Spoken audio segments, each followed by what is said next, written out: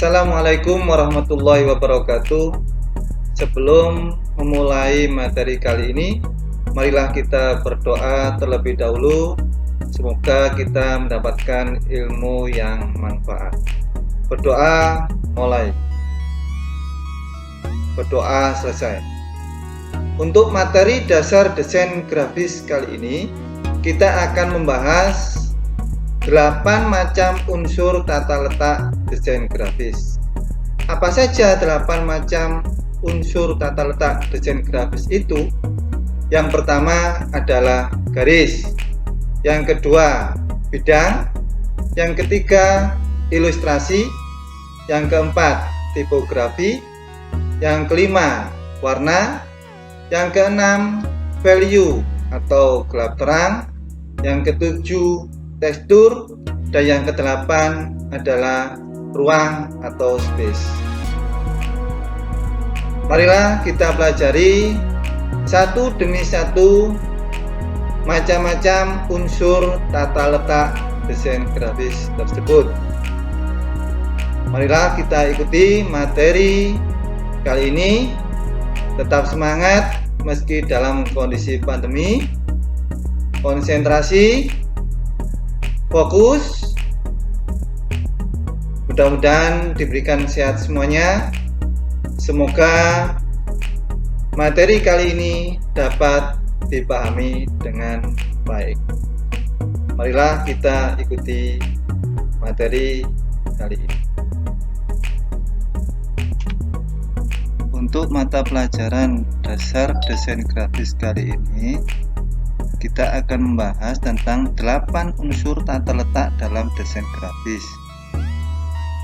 Yang pertama ada garis, 2 bidang atau shape, 3 ilustrasi, 4 tipografi, 5 warna, 6 value atau gelap terang, yang ketujuh tekstur, dan 8 ruang atau space.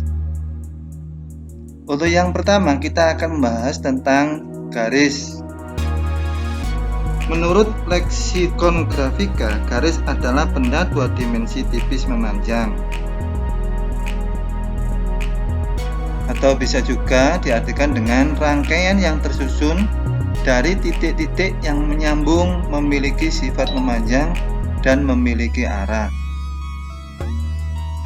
Macam-macam garis, ada garis mendatar, garis tegak, garis miring, garis lengkung, garis persilangan, garis sejajar, garis zigzag, garis spiral, dan garis gelombang.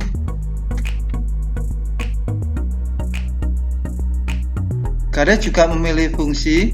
Yang pertama sebagai pembatas tepi bidang atau objek, kemudian menciptakan nilai ekspresi seperti nilai gerak atau dinamika, movement, nilai irama, rhythm, dan nilai arah, direction. Dan yang ketiga, memberikan kesan pada visual design, misal tegas, luas, dinamis, dan lain-lain. Jenis garis berserta kesannya. Yang pertama, garis lurus vertikal, berkesan stabil, tenang, kekuatan, atau kemegahan. Yang kedua, garis horizontal, berkesan tenang, wawasan luas. Yang ketiga, garis putus, berkesan gerak dan gelisah. Yang keempat, garis silang atau diagonal, berkesan gerak ringan, dinamis, tegang, dan ragu. Untuk yang kelima, garis lengkung, berkesan luas, lamban, irama, santai, dan kehidupan. Untuk yang keenam, garis zigzag, berkesan gairah, semangat, dinamika, atau gerak cepat. Dan yang terakhir, garis spiral, berkesan kelahiran atau gelombang kekuatan. Garis juga bisa dibagi menjadi 2, yaitu garis alamiah dan garis buatan. Apakah garis alamiah itu? Garis alamiah yaitu garis cakrawala alam yang dapat dilihat sebagai batas antara permukaan laut dan langit. Bisa dilihat dari contoh gambar tersebut. Dan yang kedua, garis buatan. Garis buatan sendiri dibagi menjadi 2, yaitu garis yang sengaja dibuat dan garis yang tidak sengaja dibuat. Bisa dilihat dari contoh gambar yang ada. Yang pertama adalah garis sengaja dibuat, itu contoh gambarnya adalah bentuk ilustrasi orang. Kemudian garis yang tidak sengaja dibuat itu terbentuk dari beberapa bentuk warna, akhirnya membentuk suatu garis karena warnanya berbeda. Untuk yang kedua, yaitu tentang bidang. Bidang atau shape adalah segala bentuk apapun yang memiliki dimensi tinggi dan lebar. Bidang dapat berupa bentuk-bentuk geometris, lingkaran, segitiga, segi empat, elip, setengah lingkaran, dan sebagainya, dan bentuk-bentuk yang tidak beraturan. Bidang juga bisa dibagi menjadi dua, yaitu bidang 3 dimensi dan bidang 3 dimensi. Bisa dilihat dari contoh gambar tersebut. Untuk unsur tata letak desain grafis yang ketiga, yaitu ilustrasi. Ilustrasi berasal dari bahasa Latin illustrate, yang mengandung arti menjelaskan. Jadi ilustrasi bertujuan untuk menjelaskan sebuah pesan atau suatu maksud tertentu. Untuk ilustrasi atau gambar ilustrasi bisa dibagi menjadi dua, yaitu gambar yang didesain bitmap dan gambar desain vektor. Apakah gambar desain bitmap? Bitmap adalah presentasi dari citra grafis. Bitmap terdiri dari titik-titik yang tersusun dan tersimpan dalam memori komputer. Setiap titik diawali oleh 1 bit untuk gambar hitam putih, atau jika berwarna akan bernilai lebih besar. Untuk program pengolah dari desain bitmap adalah Adobe Photoshop. Dan untuk yang kedua, desain vektor. Vektor adalah gambar digital yang berbasis persamaan perhitungan matematis. Gambar dengan format vektor memiliki ciri jika diperbesar atau diperkecil tidak pecah maupun blur, karena vektor gambar yang dibentuk dari gabungan titik dan garis yang membentuk sebuah objek. Untuk software yang digunakan untuk pengolah gambar desain vektor diantaranya adalah Adobe Illustrator ataupun bisa juga menggunakan Corel Draw. Bisa dilihat dari contoh gambar di atas, teks VS sama VS yang sebelah kiri dan VS yang sebelah kanan. Untuk macam-macam unsur tata letak desain grafis yang keempat, yaitu tipografi.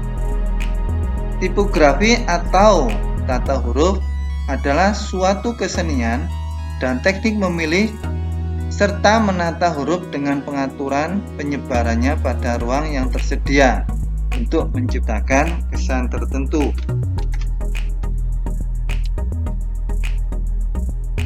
Jenis-jenis huruf pada tipografi yaitu huruf berkait atau disebut dengan roman, serif. Kemudian yang kedua huruf tak berkait atau sans serif. Yang ketiga huruf tulis, Latin atau script. Yang keempat huruf monospace. Dan yang kelima adalah huruf dekoratif. Untuk selanjutnya yang kelima adalah warna. Warna adalah spektrum tertentu yang terdapat di dalam suatu cahaya sempurna yang merupakan pantulan tertentu dari cahaya yang dipengaruhi oleh pigmen yang terdapat di permukaan benda. Untuk yang keenam, value atau gelap terang. Value atau gelap terang adalah keadaan di mana suatu bidang yang dibedakan dengan warna tua untuk gelap dan warna muda untuk terang, yang terjadi karena disebabkan oleh perbedaan intensitas warna atau pengaruh cahaya. Fungsi gelap terang dalam desain grafis yaitu menampilkan pesan kedalaman. Kedua, membuat efek 3 dimensi Ketiga, memperjelas kontras. Keempat, membuat lebih dramatis. Bisa dilihat pada gambar di bawah ini, yaitu terlihat gambar yang sebelum digunakan fungsi gelap terang dan gambar yang sesudah digunakan fungsi gelap terang.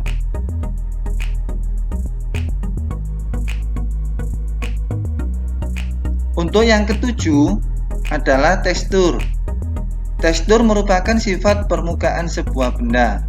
Bisa juga diartikan tampilan dari sebuah gambar atau desain yang pada visualisasi permukaannya memiliki suatu bentuk, corak, dan pola yang bisa dilihat dan dicermati oleh mata bahwa permukaan gambar tersebut terlihat halus, kasar, atau lembut. Tekstur yang bersifat visual dapat menguatkan karakter suatu bidang dan juga menguatkan pesan yang ingin disampaikan. Bisa dilihat pada gambar berikut, ada 4 gambar tekstur. Yang pertama, tekstur tentang kayu. Yang kedua, tekstur dalaman air. Yang ketiga, tekstur awan. Dan yang keempat, tekstur besi. Untuk selanjutnya, yang ke-8, yaitu space atau ruang. Space adalah jarak antara suatu bentuk dengan bentuk lainnya. Space dikategorikan menjadi 2, yaitu yang pertama, ruang alamiah, merupakan ruang yang terdapat di alam yang dibatasi oleh benda-benda alam dan karena pengaruh cahaya seperti pada pemandangan alam.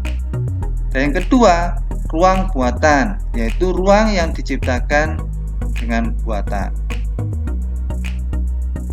Ruang yang diciptakan atau buatan dapat dibagi lagi menjadi 2. Yang pertama, ruang interior dan eksterior, yaitu sebuah bangunan yang dapat memberikan suasana sesuai dengan keinginan. Dan yang kedua, ruang yang timbul karena penempatan berbagai warna, jarak gelap terang, dan teks.